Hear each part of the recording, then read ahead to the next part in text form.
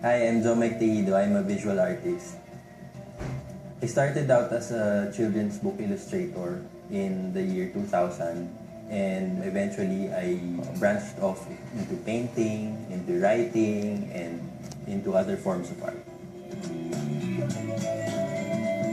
I love to create things in various media, but I focus on the banig as my main painting canvas. So I use it as a fine art ground for my paintings.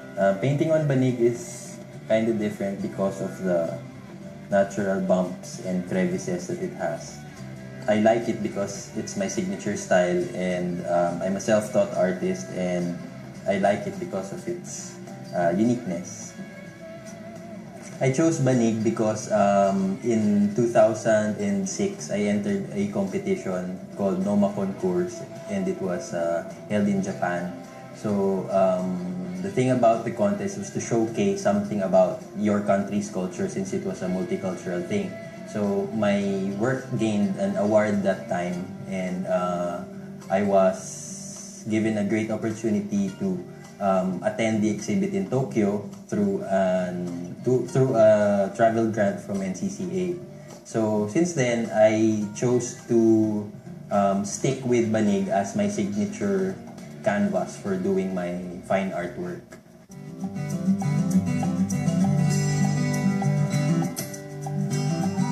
The subject matters I choose for my banig paintings would be mostly nature because they're the most relaxing for me to do. So they usually involve trees and skyscapes and sometimes underwater scenes because those are the things that make me feel relaxed when I do it. And the color choices I use also are those that are very happy, and so it gives a good accent color for people's homes or interior spaces of various kinds. So these are some other themes that I usually do. These are trees with a very rural background. I enjoy doing these trees because they look festive and happy. The idea of painting on banig is dual purpose. It promotes art as well as Philippine agricultural products. So the banig being a very Filipino material that is used traditionally for hats and sleeping mats is now reincarnated, so to say, in my style of painting on them as a fine art ground. This one shows a watermelon seller in a normal market scene. I choose themes that are very Filipino, such as Philippine vendors, Philippine animals, but they're all in abstract forms that are not similar to what I do in children's books. This shows a kid doing the mano, a traditional greeting for Filipinos. Some say that it's unique because it's the first time that they saw somebody paint on banig, and that's exactly what I want to happen. And for foreigners, it's a great conversational piece because when they bring it to their countries, because sometimes they do very handy works exactly for foreigners to bring to other countries and for them to talk about it and to know that the Philippines exists. And there's a product called banig, and it could inspire people to come here and visit.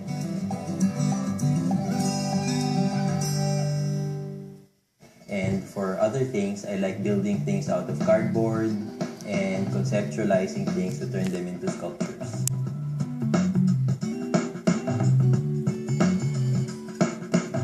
Foldabots is geared towards boys age 7 to 12. It's a series of cardboard robots that kids can make. It's basically a toy with a comic story that is about robots powered by agimats, and they battle out an evil pollution incarnate called Lucio, short for pollution. These are my foldabots. They're cardboard robots that kids can assemble and make. They just happen to put them in boxes. So this is Ukay, a construction digger. He controls earth. This is a Stig, the skateboard. This is Tutubi, a rescue helicopter who controls wind. This is the Robotars Kids magazine. It's a quarterly kids magazine that tells the story of Robotars.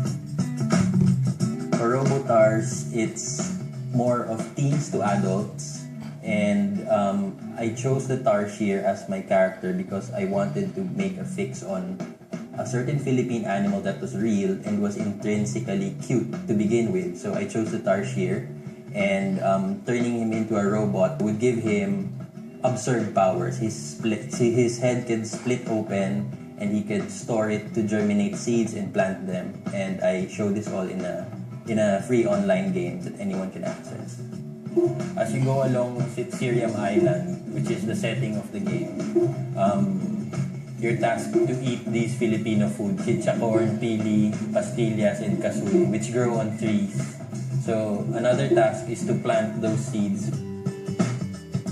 So this is an actual robotar figure.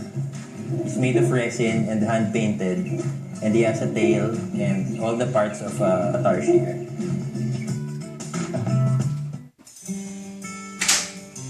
For those who see my art for the first time, it's mostly delightful because I'm targeting both adults for one part and children and teens for the other one. I tend to get a good grasp of different demographics and age ranges.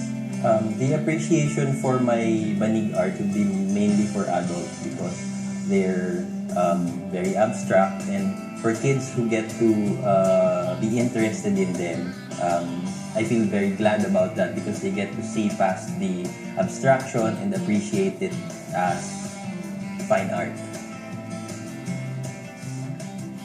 I feel that I'm giving an opportunity for other Filipino producers, just like the people who make banig, get their product known in a different medium aside from the practical use and the utilitarian use of a banig as a mat.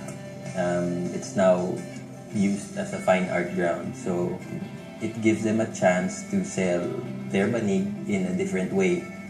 Since it is also an agricultural waste product, since these leaves are turned into these mats, now it has a new use. My art benefits the environment in the sense that it penetrates your subconscious because you remember something that is fun.